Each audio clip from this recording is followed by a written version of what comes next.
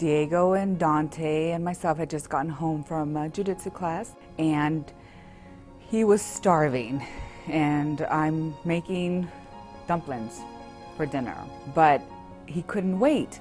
So I did give my husband some trail mix and asked him if he wanted some, and he said, yeah.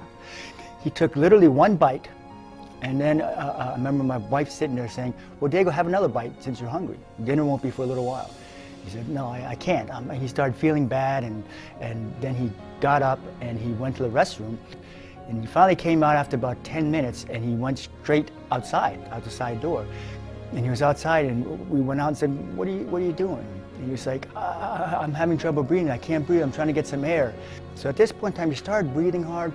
He started having some reaction. So I said, okay, well, let's give him some Benadryl. And there's no Benadryl in sight.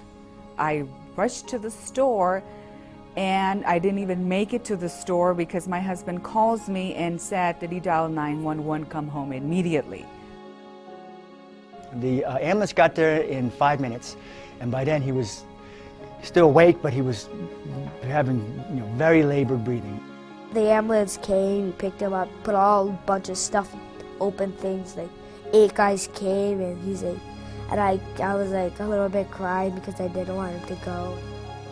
One of the most dangerous things that can happen to a child is the loss of the ability to breathe. And one of the ways that can happen is a severe allergic reaction or anaphylaxis. And Diego basically had one of the worst cases I've ever seen practicing. As soon as he hit the door, he already, in the gurney by the paramedics, couldn't breathe. He looked like he was a few breaths away from dying. And there was nothing I could do. So Dante and I waited in the waiting room, and we waited for about 30 minutes, 45 minutes, which seemed a lifetime, and we finally did go in. Just then, Dr. Dorian comes, and I don't even know who's who, and he goes, oh, he comes over to me in a very calm voice, and he goes, oh, hi, I'm Dr. Dorian, how you doing? And the first thing he said is, you know what, Diego has turned the corner. He's screaming.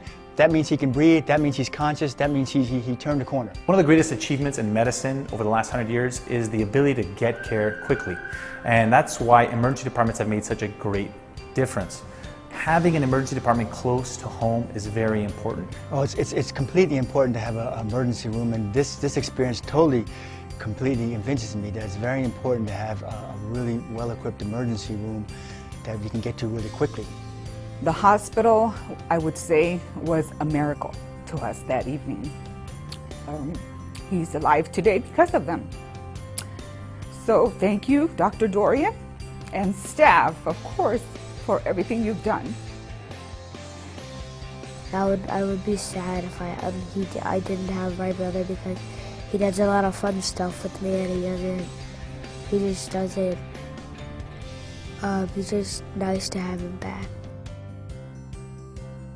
I just like to say to you that thank you for trying everything you have and getting everything ready, and all you doctors, thank you for caring for me. You guys didn't panic or get really scared and didn't give up on me.